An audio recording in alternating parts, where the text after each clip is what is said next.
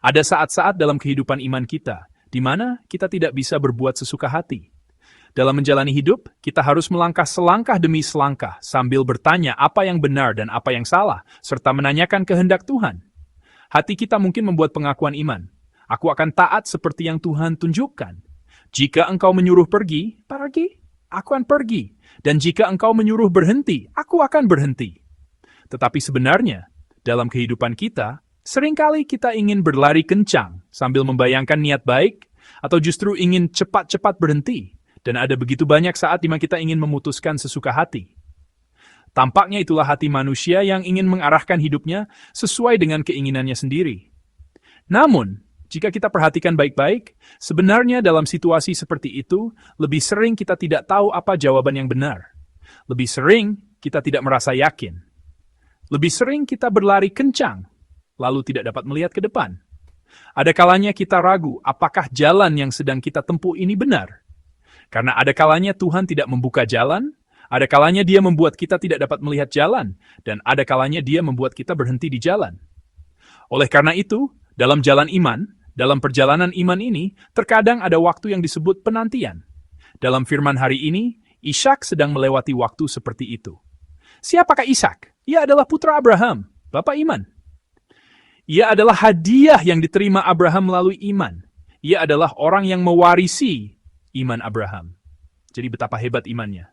Mungkin iman Ishak juga sangat luar biasa.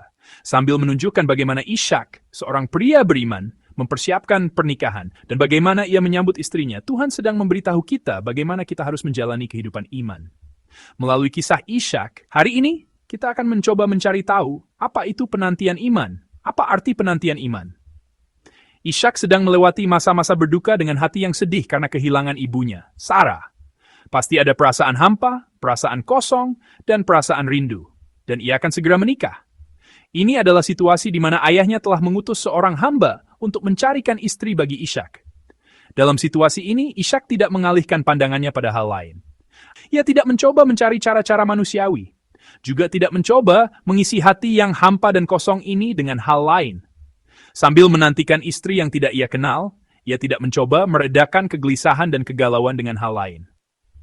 Jika kita melihat ayat 63 hari ini, dikatakan bahwa Ishak pergi ke padang untuk merenung. Perenungan ini berarti waktu bersama Tuhan. Waktu bersama Tuhan, waktu untuk bertanya, waktu untuk mendengar jawaban. Dan sambil melakukannya, waktu untuk menata pikiran, waktu untuk berdoa. Dengan demikian, ini adalah waktu untuk memahami kehendak Tuhan dan mengetahui kehendak Tuhan. Di padang yang sunyi ini, ia mungkin telah mencurahkan perasaannya kepada Tuhan. Berbagai kesedihan yang datang dari kehilangan ibu, kegalauan tentang masa depan yang tidak diketahui, dan harapan akan pernikahan yang akan terwujud dengan menyambut seorang istri. Ia mungkin telah meletakkan semua ini dengan tenang di hadapan Tuhan dan memiliki waktu bersama Tuhan.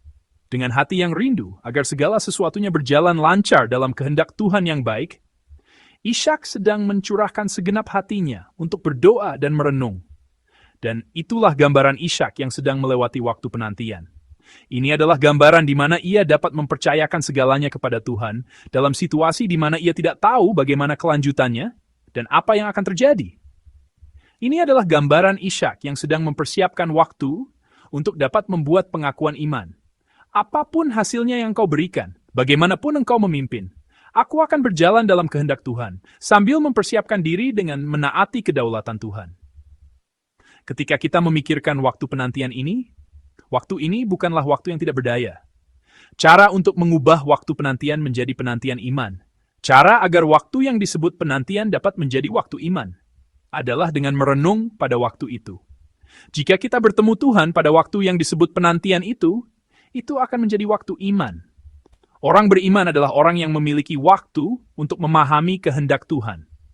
Kita harus sejenak berhenti dari kehidupan yang rumit, berhenti sejenak pada saat kita tidak tahu apa yang benar dan apa yang salah, dan memiliki waktu bersama Tuhan. Memiliki waktu menunggu dengan tenang di hadapan Tuhan. Penantian itu bukanlah waktu yang sia-sia. Bukan waktu untuk berkelana. Ini adalah waktu untuk bersekutu tenang bersama Tuhan, waktu untuk memahami kehendak Tuhan, waktu untuk merenung, waktu penantian iman. Jika kita melihat kembali diri kita, sebenarnya ada banyak hal yang terburu-buru. Harus cepat-cepat memutuskan, harus cepat-cepat terwujud. Dan jika sudah diputuskan, harus cepat-cepat berlari. Ada begitu banyak hal yang terburu-buru, sehingga hidup kita menjadi sangat sibuk. Mungkin karena itu, perjalanan iman juga seringkali sangat sibuk. Tuhan, alangkah baiknya jika engkau melakukan ini dengan cepat. Tuhan, alangkah baiknya jika engkau menyelesaikan ini dengan cepat. Atau jika engkau memberitahuku dengan cepat, aku akan berlari atau berhenti. Mengapa engkau membuatku begitu frustrasi, Tuhan? Kegelisahan iman seperti itu juga ada pada kita, bukan?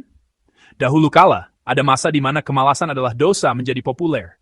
Jadi, kami banyak mendengar dan banyak berbicara tentang bahwa kita tidak boleh malas. Namun, seorang pendeta mengatakan hal ini.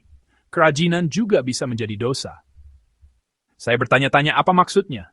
Dan beliau berkata, jika terlalu rajin, ada kalanya kita mendahului Tuhan. Kemalasan adalah dosa. Tetapi jika meninggalkan Tuhan dan mendahuluinya, itu juga bisa menjadi dosa. Tampaknya itu adalah perkataan yang benar. Malas adalah dosa. Mendahului juga adalah dosa. Tuhan bertemu kita di tempat-tempat yang sunyi ini, di tempat merenung. Terkadang di tempat di mana kita merasa seperti sedang berhenti, dan pertumbuhan iman terjadi pada waktu itu. Penantian iman, waktu penantian itu bukan hanya menunggu waktu berlalu. Bukan hanya melepaskan dan menunggu sambil berkata, Tuhan akan menyelesaikannya sendiri. Itu tidak berarti seperti itu, melainkan penantian iman, seperti yang saya katakan sebelumnya, harus menjadi waktu untuk menumbuhkan kepekaan rohani dan menantikan dengan hati yang mengharapkan Tuhan sambil merenungkan kehendak Tuhan, pekerjaan Tuhan. Ketika kita melewati waktu iman seperti itu, Tuhan tidak membiarkan kita begitu saja. Apa yang akhirnya terjadi pada Ishak yang telah melewati waktu iman? Jika kita melihat ayat 67 dikatakan, lalu Ishak membawa Ribka ke dalam kemah Sarah, ibunya, dan mengambil dia menjadi istrinya. Ishak mencintainya, dan demikianlah Ishak dihibur setelah ibunya meninggal. Ribka ini, yang datang tanpa segan menempuh perjalanan jauh, siapakah yang menyiapkannya? Tuhan yang menyiapkannya. Dikatakan bahwa Ishak mencintai Ribka ini, dan melalui Ribka, ia dihibur dari kesedihan yang datang dari kekosongan ibunya. Orang beriman yang telah melewati waktu iman ini menerima penghiburan dalam pemeliharaan Tuhan. Meskipun kita melewati masa-masa yang sulit, merasa seperti sedang berhenti sejenak, merasa frustrasi dan bertanya, Tuhan, apa yang harus kulakukan? Jika kita merenung di tengah-tengahnya, saya percaya bahwa Tuhan akan memberikan penghiburan sebagai hadiah dalam pemeliharaannya. Kemarin, dalam firman hari Minggu, kita mengetahui bahwa tidak mudah bagi Ribka untuk datang kepada Ishak. Mendengar perkataan bahwa ia akan membawa Ribka menjadi istri Ishak, kakak Ribka, Laban, dan ayahnya Betuel, menyetujuinya tanpa banyak pertimbangan.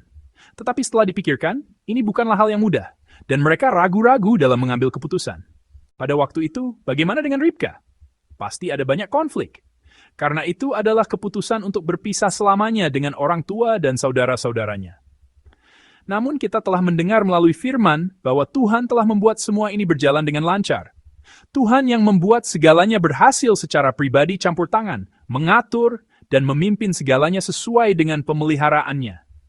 Dengan demikian, sesuai dengan pemeliharaan Tuhan, Ishak, seorang pria beriman, menerima penghiburan. Sebagai buah dari penantian iman, ia mendapatkan istri yang telah Tuhan siapkan, dan juga mendapatkan penghiburan. Saudara-saudari yang terkasih, apa yang sedang Anda nantikan pagi ini? Ada hal-hal yang tidak berjalan dengan baik dan membuat Anda sedikit frustrasi, bukan? Saya memberkati Anda untuk memiliki waktu merenung.